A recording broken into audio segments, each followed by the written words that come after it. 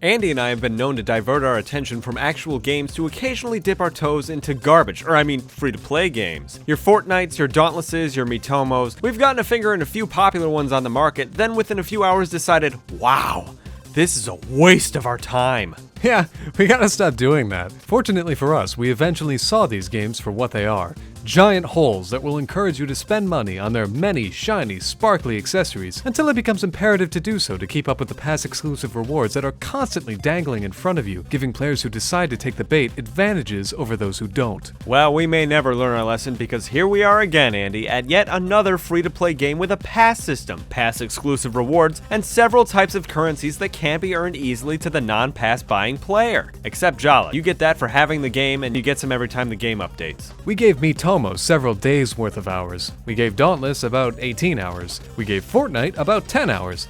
How long did we give this one, James? We gave this one about 6 hours. Oh, 6? We're getting better at this. Ninjala is yet another soulless, predatory, games-as-a-service developed game that I'm very disappointed in. Playing this as a demo at PAX West 2018 was one of the highlights, and while the comparisons to Splatoon are easy to make, the action, combat, and abilities were somewhat original. I was excited, it was colorful, and I won both the demo games I played. It got me hyped for a full release, which I expected to have a $40 price tag, a physical game box to add to my shelf, no stupid pass system, and any offline game mode at all. Of the many free-to-play games we've free-to-played, James, which of them had any offline modes? Too few to bother naming, but this one is slated to be different because there is an actual story mode, and it can be played offline. You can check out the details in the shop menu. That last part sounded like a joke. Like a spider dangling above an open, flushing toilet. Haha, no, it was not a joke. The only offline mode available in Ninjala is the story mode, which you have to pay for, similarly to their stupid Ninja Pass. It's another branch down that road that will try and squeeze your wallet even more. Because why would you want to understand this colorful, interesting, bubblegum-based world in which the game takes place unless I was willing to pay $10? Ugh. Anyway, the gun-based combat mixed with a ninja-type world seems like an interesting idea. Did Ninjala use those to full effect and let you do interesting things? Somewhat. You can use a substitution jutsu, run up and down walls, and there is some shuriken on the logo. Also, there's this strange creature that can teleport and do ninja things, I guess. I think I would understand the world a whole lot f***ing better if it wasn't hidden behind a f***ing paywall! Oh, hey, another question.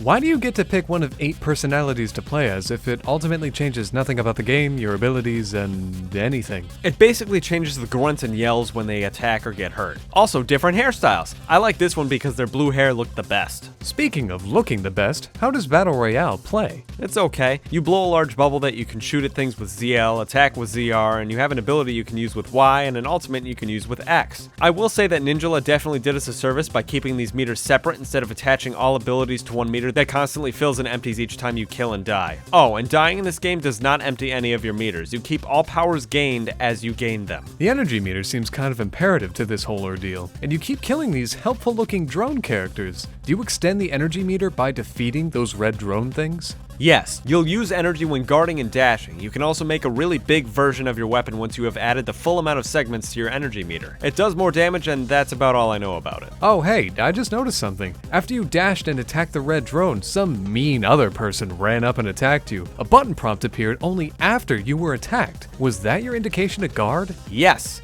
Ninjala does not have a dedicated guard button and instead treats guarding as a situational prompt only after you've been hit once, which means you have to field the first hit of every single salvo before you can actually know it's coming. Because protecting yourself is a situational occurrence. You only ever want to block some of the incoming damage, right? Also, guarding and dashing take up 3 chunks of your energy meter. If you run out of energy, you can no longer get out of attack combos. Enemies will just beat you down while you helplessly press every button on the controller, hoping they mess up a button press allowing you to get away. In most cases, however, they don't miss and you get knocked out because guarding was treated as a situation rather than an option. And then it's just that for 3 minutes until the match ends? Then there are 2 endgame bonuses that usually shake up the rankings. They go to the person that defeated the most drones and the person who defeated the most persons. This can easily move a person from 4th to 1st just because they killed more guys than you. Oh, but before you charge valiantly into battles you'll lose, why not customize your character? You can choose one of 3 weapon types, all with different X and Y abilities and buffs to your HP. You can also choose the color of each of your weapons. But,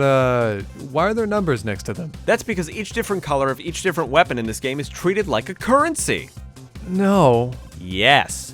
Different weapon colors can only be used once online and are earned just like every other currency in the game. You can see the progress of your various currencies on the battle history screen after each match. Napalming Nehru. Why are there 6 different currencies? I don't know. You can use them to buy assist code cards which do something. I'm not sure what because it never seemed to impact gameplay. Also, you have to spend your various currencies on them and I never had enough of any of them to buy any. Wow. So we've come to a free-to-start game with more currencies than any regular person has pairs of underwear. Never thought I'd see the day, but here we are. Ninjala is the most nothing game I have ever played. It set itself up with so much hype and intrigue. This bubbly, colorful pop and art style all wasted on a free-to-play battle royale game that will force you to pay for it if you want any sort of substance out of it. It's boring, uninteresting, and I could never see myself playing it again. The only reason I would ever give it more attention is to get the art book for Andy one day. But James, I already have both Splatoon art books. And on that deep cut, we must thank you for watching.